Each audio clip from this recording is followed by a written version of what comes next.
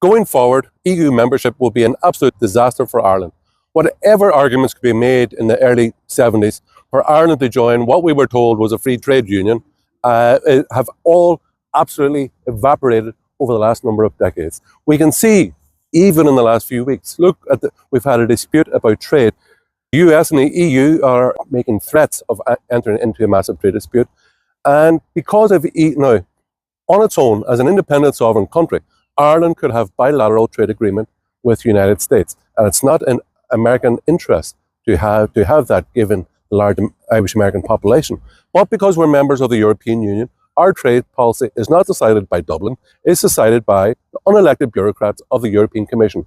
And the common commercial policy of the EU is a competence belonging solely to the European Commission. And Ireland has next to no say in that at all. So now, because of EU membership, we're going to get this about tariffs on whiskey, tariffs on pharma, a lot of stuff that is coming out of Ireland. And anyway, we don't need to be in the EU to trade. Would you believe Ireland sells 32%? The last time I looked, a few years ago, Ireland sold 32% of all its exports to the US and only 38% to the EU. And yet we're not in a trade, we don't have a trade agreement with the US. We're not in a political union with the US. We don't have open borders with the United States. And we don't have our Supreme Court in Washington. No. So this idea, the vast majority of business is done, of all business is done not government to government, but business to business. And since the 1970s, trade tariffs in general, all across the globe, because of the World Trade Organization and GATT and things like that, have fallen dramatically from average of 15% to 3.5%. So this whole idea, you have to be in a political union and you have to have open borders with the EU, you have to have your laws dictated by the EU. All we are looking for in Ireland is to be a normal, sovereign, independent nation state where we can make our own laws for our own benefit. It's nothing high-fangled or fancy or dandy or unusual, because outside the European Union, it's normal that the people in a country decide its laws. Other economic issues we can look at now. This week, the EU announced a new budget going forward, a 7-year MFF budget, they call it, with a cost of €2 trillion. There's been a massive cut in the cap, I think it's 100 billion cut in the cap budget, which will, farmers admit, will dramatically reduce the budget available to farmers. Now, when we joined the EU in the early 70s, the Irish fishing industry was sold lock, stock and barrel, handed over to the EU, and fishermen were absolutely shafted. And now we find, decades after, that farmers are going to be shafted by the EU. So who is benefiting from EU membership at the minute? Well, unemployed or unemployable politicians often get a safe job when they lose their spot in Ireland, and that really isn't good. The issue of free speech that the EU wanted to impose in Ireland came from the EU framework document, which is basically laying out the states the laws that they should bring in to come into conformity with the European Union. And you know what? Ireland was damn right to say, you know what? Stuff your law. You don't tell us what we can say, when we can say it. We got to say what we want. It's a free people in a free country, not to be dominated by the EU, nor to be dominated by the big Irish state either. So only outside the European Union are we going to be free of the EU dictating on fundamental human rights as well. And of course, it's the EU which is always pushing this pro-abortion agenda and the LGBTIQ- agenda all over Europe. We see they've tried to put massive pressure on Malta. They previously tried it on Ireland. We have folded, or the elite of our country have folded over social issues. And now the EU is constantly trying to bully and arm twist countries like Malta, and Poland, and Hungary. And we should tell the EU to get lost, that we're good enough to decide our own social values and the laws which pertain to Ireland with marriage, pro-life issues, euthanasia, free speech. All these issues should be decided by the Irish people, not by unelected, unaccountable bureaucrats in Brussels. Another big issue is that of funding. People say, oh yeah, but look, we've received so much from the EU. Well, when you look at the government statistics, we've received €40 billion net in cash from the European Union. However, These are the people who imposed 64 billion bank debt on the Irish people in 2013. And also the 20 billion that went away from our pension fund to dynamic, because we had a building boom and bust. What caused that building boom and bust from 2010, 2013, etc.? Well, we had open borders with Eastern Europe. We had a massive influx of people. We had 500,000 people come from 2004 to 2009. 500,000 people.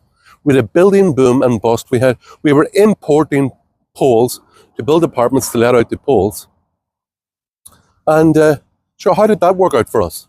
So we had a massive building, and we also had the euro. The euro at the time, now our economy was running very hot.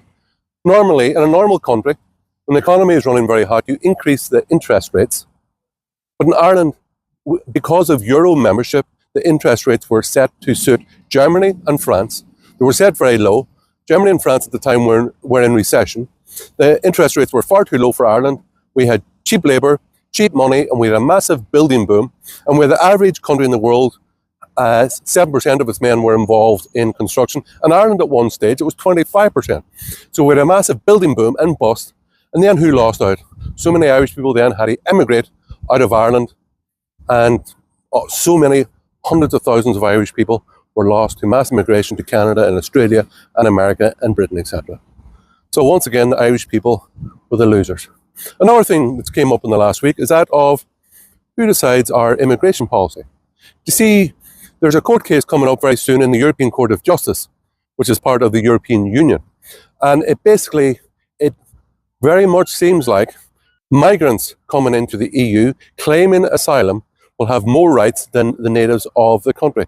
So if these people come into any country in the EU, including Ireland, they will be able to take the government to court unless they immediately get free accommodation. However, in Ireland, homeless Irish people don't have that right. And isn't it disgusting that economic freeloaders and chancers can come into Ireland, take the Irish state and the Irish taxpayer to court more or less, while Irish homeless cannot. So that is disgraceful. It's another example of EU membership means putting these economic chancers or migrants before Irish people themselves. Once again, it's another case of paddy last. And we can look at the industries that have been destroyed by EU membership. Of course, the fishing industry has been destroyed. EU boats have been plundering Irish waters for decades now. Irish fishing boats get a mere 15% of all the quota in Irish waters, and our Irish waters are vast.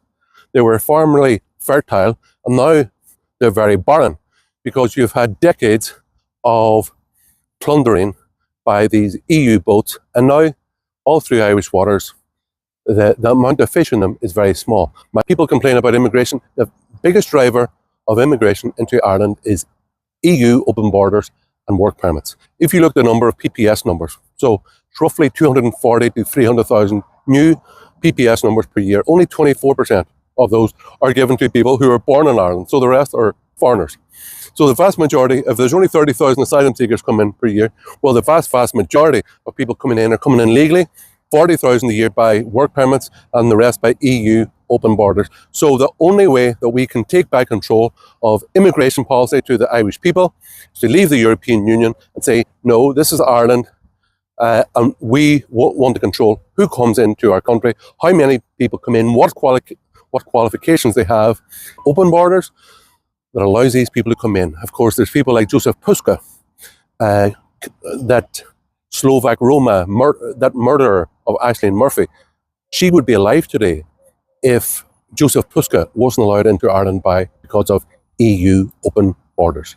So I would ask you to consider the arguments about joining the EU. If someone said to you now, the deal is that you have to pay a huge amount of money every year to join a club, and they take your fishing waters, they dictate your trade policy, they have to have open borders with this institution, your country can be flooded with non-Irish nationals.